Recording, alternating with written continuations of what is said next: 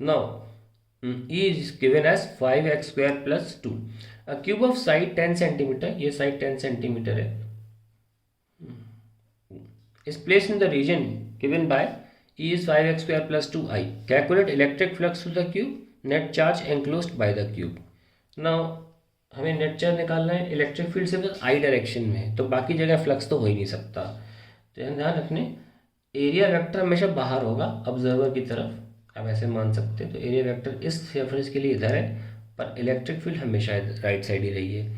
तो अगर मैं इन सरफेस का नाम रख दूँ ABCD, इसका नाम रखूँगा PQRS, तो फ्लक्स ABCD हो जाएगा E dot A which will be EA cos 180। Now what is E? E is 5x square plus 2 और एरिया कितना है? एरिया इज 0.1 का स्क्वायर, 10 सेंटीमीटर साइड है, 0.1 का स्क्वायर 180 मतलब -1। नाउ अब ये सरफेस तो x इक्वल टू 0 पर है ना, ये इधर ही है, ये लाइन तो x इक्वल टू 0 है, तो x इक्वल टू 0 घट जाएगा। So you will have 2 into 0.01 minus का, that is -0.02 newton per coulomb meter square, that is flux through ABCD। अब बात करते हैं PQRS की, that is E dot A cos 0, और E क्या है देख सकते हैं 5x स्क्वायर है, यहाँ पर आते आते x की वैल्यू 0.1 हो चुकी है, तो 5 इंटू 0.1 का स्क्वायर प्लस 2, और एरिया कितना है 0.1 का स्क्वायर है।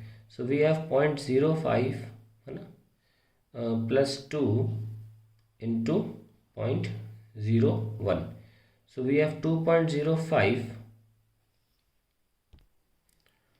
into 10.01, so we'll get, इसको हम लिख लेते हैं माइनस का 2 10 की पावर -2, इसको लिख लेते हैं 2.05 10 की पावर -2। अब हम दोनों को ऐड करेंगे, फ्लक्स की एरर क्वांटिटी सिंपली ऐड कर देना चाहिए। इट विल बी 2.05 10 की पावर -2, और ये माइनस प्लस का माइनस का 2 10 की पावर -2, तो ये कितना बचा 0.05 10 की पावर -2।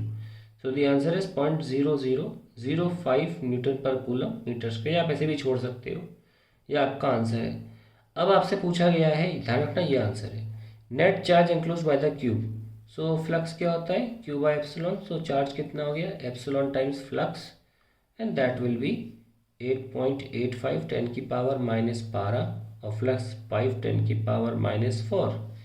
तो ये क्या है भाई, 8 5 40, 85 5 425, सो इट विल 44.25 10 की power -16, that is the flux, sorry that is the charge.